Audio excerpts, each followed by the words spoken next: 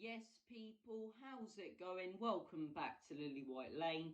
Hope you're doing good, hope you're keeping safe and well, and hope you're having a fantastic and a smashing Thursday morning. What are we going to talk about today? We're going to talk about a number of things. We're going to talk about Luka Modric, his performance in the week, and if you guys would take him back at Tottenham Hotspur. I do want to know your opinions on that in the comment section down below. We're also going to be talking about Giovanni Lo Celso, his performance for Villarreal on Tuesday night, which knocked Bayern out and took Villarreal to the semi-final. Good evening through Unai Emery, as I say. What a fantastic achievement for them. We're going to be talking about him and how he could suit Spurs if he did came back. Are we really in Arsenal's shadow? That's another thing we're going to touch on today. And Tottenham's Conference League exit.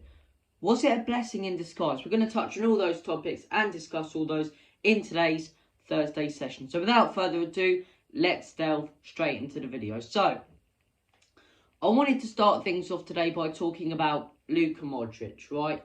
And it's been a question going about on Spurs Twitter and within the Spurs fan base the last couple of days, and it's, would you take Luka Modric back at Spurs? Would Modric suit Conte's system? Or is he a little bit too old? I don't go by age is just a number, because when it comes to football, it does affect the pace of a player and whether they'll be able to adapt to a certain league. But I think Modric is one of those, although his age, although the quick pace and the powerful league that is the Prem, I think he'd really suit Spurs. And I don't care whether he's 35 or 75. He's arguably one of the greatest midfielders to ever grace this planet. I think he should be in that bracket of the Xavis, of the Iniestas, of the Kevin De Bruynes. But he's not regarded in that bracket of midfielders, the Scholes, the Lampards, the Gerrards. When I think I personally think he's better than Lampard. I think he's better than Gerrard. And, how good he is does go under the radar a lot in the UK, because he only spent his time playing at Spurs, where he didn't win anything. Obviously, he's been playing for Real Madrid since then. But in the Champions League, you've seen it since he moved to Real Madrid. I think it was in 2012 or something like that. He's just been phenomenal. He's been absolutely phenomenal. Game after game after game. The guy's, 33, 34, something like that. And he's still picking out passes. The other day, that pass to Rodrigo, probably the best pass I've seen in a couple of years. It's on the outside of his boot. It's over the top of the Chelsea defence. And you've got to remember, this is Chelsea, a top team. He's not doing this against some Shakhtar Donetsk or some Farmers League team. He's doing it against a top team in Chelsea. It's a phenomenal pass. And the goal as well. This guy is so good. And I think with Conte's system, he would really, really suit it. I don't care about age. Bring him in on a 1 or 2 year contract, because that's how long Conte's going to stay at Spurs.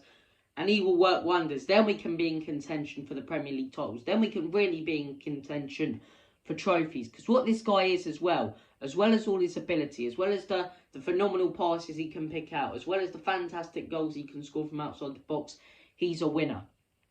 That's what Spurs lack. Right? That's what Spurs lack. But ever since Conte's come in, we're starting to get that winning mentality. We're starting to lose that bottling mentality. We've brought in winners. Kulusevski, I believe he won the league with Juventus, won a cup last year. Bentancur won a couple of leagues with Juventus, won the cup last year. I'm sure Romero experienced in the Champions League when we brought him in. We're starting to bring in these winners. Conte himself, his resume and his CV speaks for itself. But Luka Modric would be the biggest winner we'd have at the club.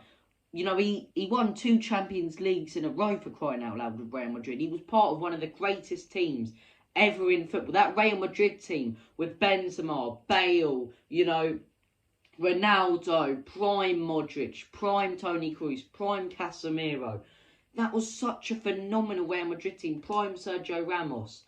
And I believe they won 4 or 5 Champions Leagues with Modric. This guy is a natural born winner. And, the way he can create from that midfield is phenomenal. He can drop back, do a brilliant job defensively, put in some cracking tackles, create. I'd take him back within a heartbeat. And I think if you wouldn't, you need to go and see a specialist or something and sort yourself out if you wouldn't have Modric back at Spurs. Because this guy, he's a world-class player no matter age. So look, that's my opinion on Luka Modric. But I want to hear your guys' opinion. So let me know in the comment section down below. Would you take Luka Modric back at Spurs, or do you think he wouldn't really suit the Premier League? Please do let me know. I'd love to hear your guys' interaction and your guys' thoughts on that. But moving swiftly on, as I say, let's talk about the next thing I want to talk about. Are we really in Arsenal's shadow? This is addressed more to Arsenal fans as well. Are we really in Arsenal's shadow? Because they love, the little woolwhich fans. And it seems like I'm taking a pop on them and, taking a pop at them at every video. But any chance to take a pop at Arsenal and woolwich themselves and the scum down the road, I happily will. And that's what I'm doing now. And that's what I'm doing every video. Because it's a fantastic time to be a Spurs fan. Mikel Arteta again. You're getting all excited about Arteta. You're singing songs about getting into the Champions League. Pipe down. I saw a video Tottenham away and Stell did, last night, and it was a brilliant video talking about Arsenal fans. Pipe down. Seriously. You've had 2 consecutive 8th place finishes, and you think you're the dog's bollocks. Sit down, Arsenal fans. Seriously. And, it's that excuse. Oh, Tottenham are in our shadow. Tottenham are in our shadow. The trophy thing, I'll give you that. We are bottlers when it comes to trophies. So we have been in the past. But in your shadow, when we were in the Champions League final, you were in the Europa League final. You haven't finished above us since 2015-2016 season. You haven't finished above us in what? 6 years. 5 or 6 years. Yet, we're in your shadow, yet you're a bigger club than us. Look at your manager, look at our manager, look at our players, look at your players, and tell me you're a bigger club at the minute. Look at our stadium, look at your stadium. Are you really a bigger club, Arsenal?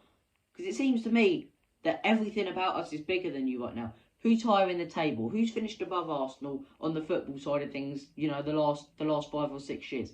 Spurs. Who has a better stadium? Spurs. Who has a better manager? Spurs. And it's pathetic. Do you guys know who Manchester City's, assistant coach is right now? Do you? Please let me know in the comment section below, because I think 95% of Arsenal fans and Spurs fans together don't know who he is. So why would you appoint a bloody assistant manager?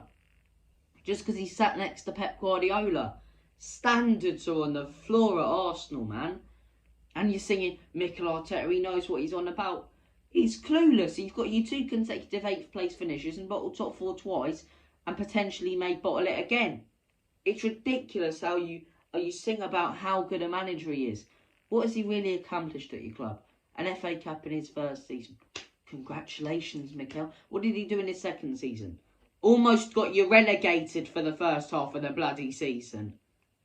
We've got a bigger manager than you. We've got bigger players, more star power. Kane and Son. Who have you got? Bloody Lacazette and Saka and Emil Smith-Rowe, who are about 20. Yeah, they're better players than Kane and Son, and you've got a better team than Spurs. And your goalkeeper, who only just joined you and is having a half-decent season and has still made mistakes, is better than Lloris, a World Cup winning captain who's been there and done it at Spurs. It doesn't make sense to me. It really doesn't make sense to me. But look, Arsenal fans, if you want to have a little pop at me or a little argument in the comment section, please do. I'm well up for it, as I say. Especially in the form we're in right now and the form you're in. So look, moving on from that, as I say, was Tottenham's Conference League exit a blessing in disguise? I wanted to discuss this, and it was an article in the Spurs web that someone posted, and I think it speaks truth. If we were still in the Conference League right now, would we be winning games like we are? Would we be thrashing the opposition? Because you've got to think, the games we're playing, we've been able to play games on Saturday. And as much as people go, oh, it doesn't matter whenever you play games. Think about this. If we were playing games on Sunday and Arsenal had no European football, they would be playing on Saturday. They win on Saturday. That puts the pressure on us. At this stage of the season, it really does matter when you play. Whether you play before your top 4 rival or title rival or whatever. Or your relegation rival. It matters when you play. And if we weren't in the conference, if we were in the Conference League now, we'd be playing normally after Arsenal. So every single game, the pressure would be massively on us to get 3 points. Yet, because both us and Arsenal are out of the Conference League, as I say, although they didn't even make the Conference League last season, they still finished above us. Below us. Finished above us for bloody how long? Can't even remember. But, if we were still in the Conference League and we didn't get kicked out based on our stance against COVID. And Arsenal fans like to pretend like we got knocked out of the Conference League. We didn't. We took a stance against COVID and decided not to play a game. So we were forced to quit. But it was a real blessing in disguise for me, because now we seem to play around the same time as Arsenal with a 3 o'clock kickoff, or before them, which is massive, because twice in a row it's put the pressure on them, as I say. They lost to Crystal Palace, we won 5-1 against Newcastle. That put the pressure on them on their next game. They lost to Brighton, we beat Aston Villa. It's crucial. Another thing, the statistics will show you when Spurs get a week's rest and we don't have to play a game on the weekend, a game midweek and a game on the weekend, we play much better football. We're a team that really values that rest. And you can see now the results are really starting to come in, and quite comfortable results are starting to come in when we've had a week's rest. Yet these results weren't coming in when we'd have to play on a Sunday, a Wednesday and a Sunday, or a Saturday, a Wednesday and a Saturday or a Sunday. We weren't getting these results when we had to play 3 times a week. But when we have to play once every weekend, we seem to be a far better team. So could the Conference League be a blessing in disguise?